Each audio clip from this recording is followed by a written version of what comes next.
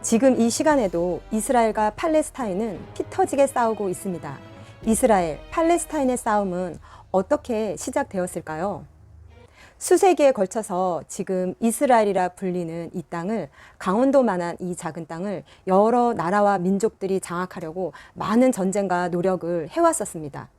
지도를 보시면 이 중동이라는 지역의 노란색이 이스라엘입니다.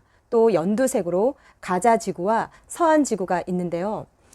이 서한 지구가 이스라엘 기준으로 지도상에서 보면 동쪽인데 서한 지구라 부르는 이유는 요르단을 기준으로 서쪽에 있다고 해서 서한이라고 부르는 것입니다. 두 곳이 뚝 떨어져 있지만 바로 이 연두색의 두 곳이 팔레스타인입니다. 팔레스타인은 원래 지역을 명칭하는 말이었습니다. 그리고 예루살렘은 이 서한 지구에 인접해 있습니다. 같은 팔레스타인이지만 가자 지구와 서한 지구는 좀 차이가 있습니다. 서한 지구는 파타당이 장악하고 있고 이스라엘 정부를 용인합니다. 현재 400만 명 정도가 살고 있습니다. 또 이 서한 지구 안에 예수님이 태어나신 베들레헴도 있습니다. 가자 지구는 급진 이슬람주의 무장단체 하마스가 장악하고 있습니다. 테러의 온상인 지역이죠. 현재 가자 지구에는 200만 명 정도가 살고 있습니다. 하마스는 이스라엘을 몰아내고 팔레스타인 국가를 세우는 것이 목표인 무장단체입니다.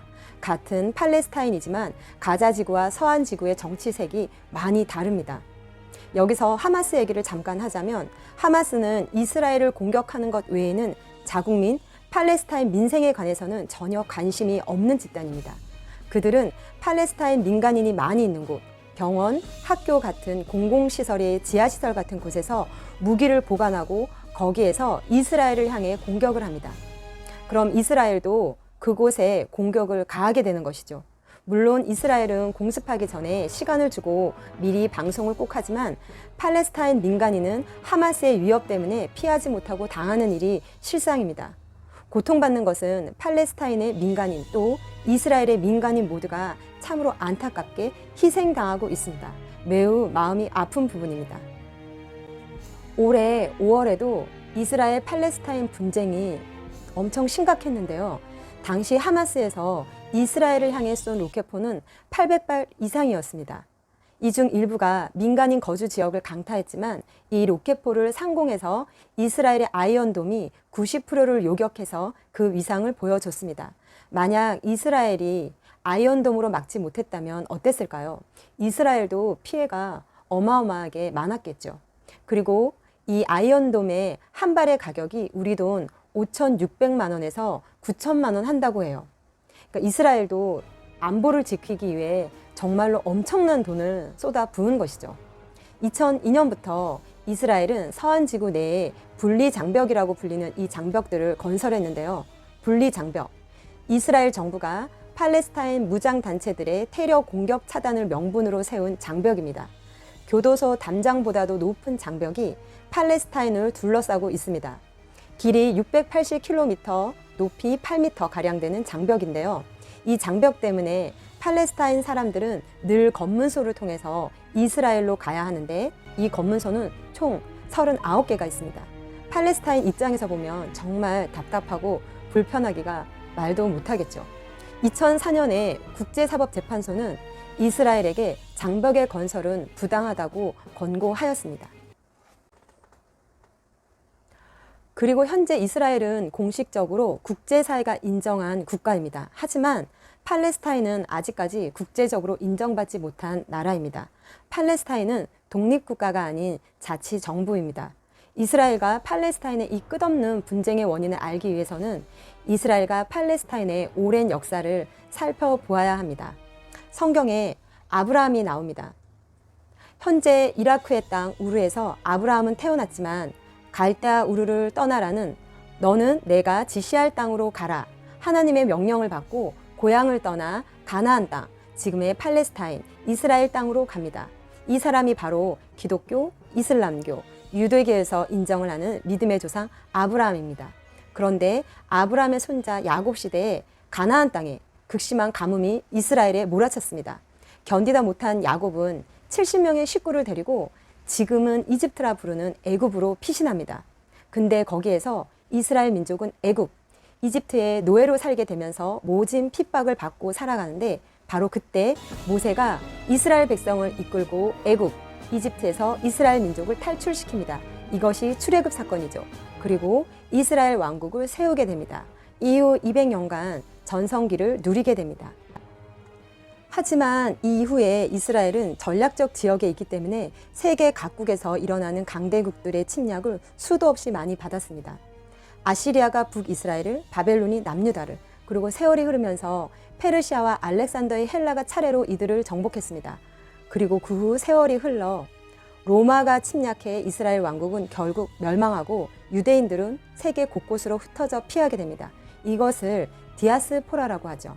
그리고 다시 초강대국 로마 제국도 오스만 제국에 의해서 멸망합니다. 이때 아랍인들이 들어와 이 땅에 살게 되는데 무려 700년 동안 이 땅은 무슬림의 터전이 됩니다. 그래서 이곳이 유대교, 기독교, 이슬람교의 성지가 된 것입니다. 그 후에 1차 세계대전 전에는 이 땅을 오스만 제국이 통치했습니다. 오스만 제국은 현재 터키의 전신격인데요. 오스만 제국에 대해서는 위키백과 내용을 제가 캡처해 놨는데요. 잠깐 멈춤해서 보시면 도움이 될 듯합니다. 제1차 세계대전이 터지자 영국은 아랍 민족이 오스만 제국에 대해서 반란을 일으키도록 엄청나게 구슬리고 푸시를 합니다. 그러면서 전쟁 후에 아랍 민족의 독립국 건설을 돕겠다는 조건을 제시했습니다. 아랍 민족들 입장에서는 아주 솔깃한 제의겠죠. 이것이 맥마흔 서한인데요. 위키백과에 나온 내용을 제가 그대로 읽어드릴게요.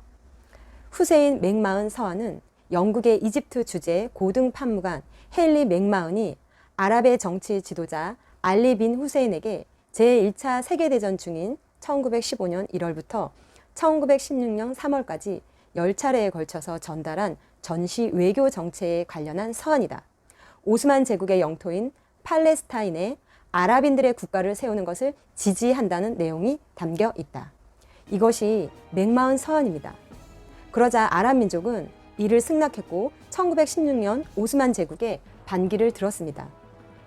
비슷한 시기에 영국의 외무장관 벨푸어는 아랍인들과의 약속을 저버리고 1917년 영국은 유대인을 끌어들여 팔레스타인의 유대 민족국가 건설을 지지한다라는 내용의 서신을 보냈습니다. 당시 영국의 외무장관인 벨푸어였는데요. 그가 서한을 보낸 수신인은 유대인 금융 재벌인 로스 차일드였습니다. 전쟁 자금을 조달하고 도움을 받고자 했던 의도입니다. 이스라엘과 팔레스타인 갈등의 원인이 되었던 벨푸어 선언이 바로 이것입니다. 영국의 유대인 공동체에 유대 민족의 본거지를 팔레스타인에 설립할 수 있도록 도울 것을 공식적으로 선언했습니다. 1917년 11월 2일 이것이 벨푸어 선언입니다. 영국이 아랍 민족에게도 아랍 민족의 독립국 건설을 해주겠다. 맥마흔 서한, 또 유대인에게도 나라를 건국하게 해주겠다는 벨푸어 선언. 개인 간에도 이렇게는 하지 않는 이중 약속을 하게 됩니다. 양아치 같은 짓을 한 것이죠. 두 민족 모두 팔레스타인에 독립국을 건설하리라 철석같이 믿었고 바로 이때부터 분쟁의 역사가 시작되었습니다. 이 분쟁의 씨앗은 영국이 뿌린 것인데요. 영국은 그냥 나는 모르겠다 손 놓고 있는 것입니다. 이 두 나라 간의 갈등은 쉽게 해결될 문제는 결코 아닙니다. 여기까지가 상편입니다. 그 다음 내용은 하편에서 다루겠습니다.